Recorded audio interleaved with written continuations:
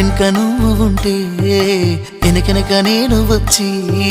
నీ కళ్ళు మూయంగా కన్నీళ్ళు అంటేనే నా రెండు చేతులకి కన్నీళ్ళు కావు అవి ఆనంద బాష్పాలులే ఇన్నాళ్ళకు నన్ను వదిలిపోతున్నందుకు ఒంటరితన మెచ్చనే బంగారు నగిలేసు నీ మెడకు తెచ్చిన ఓసారి వేసుకోలే చూసి నా మనసు మురిసిపోలే